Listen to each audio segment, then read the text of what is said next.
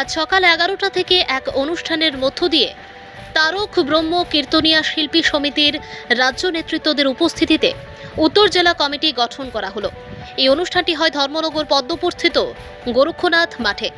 এদিন এই অনুষ্ঠানে উপস্থিত ছিলেন তারক ব্রহ্ম কীর্তনিয়া শিল্পী সমিতির রাজ্য অবজারভার সুসেন বৈদ্য, রাজ্য সাধারণ সম্পাদক সুধীর দাস, এক্সিকিউটিভ কমিটির সভাপতি বিমল নাথ, সাধারণ সম্পাদক রঞ্জিত শর্মা, কোষাধ্যক্ষ বিশ্বজিৎ নাথ প্রমুখ। এদিনের অনুষ্ঠানে যোগ দিতে তারক ব্রহ্ম কীর্তনিয়া শিল্পী সমিতির প্রায় 150 জন সদস্য উপস্থিত ছিলেন।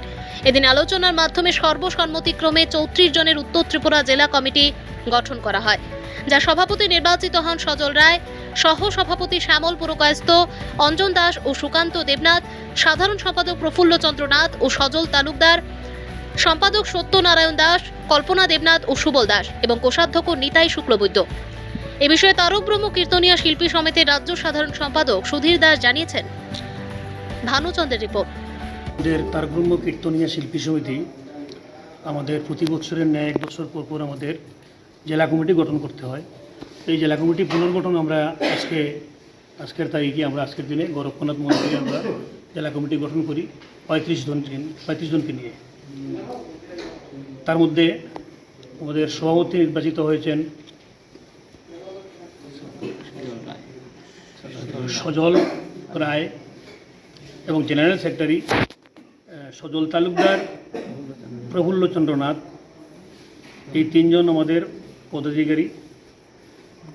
আর জেলা কমিটি গঠনের পরে আমাদের কিছু সিদ্ধান্ত আছে। আগামী দিনের কর্মসূচি আমাদের রাজ্যভিত্তিক আমাদের রাজ্য সম্মেলনের মাধ্যমে আমরা গোটা রাজ্যের মধ্যে আমাদের সমস্ত শিল্পী নিয়ে আমরা র্যালি করব এবং আমাদের কিছু দাবি সনদ আছে, আমরা সেটাকে নিয়ে সরকারের কাছে আমরা উপনীত হব।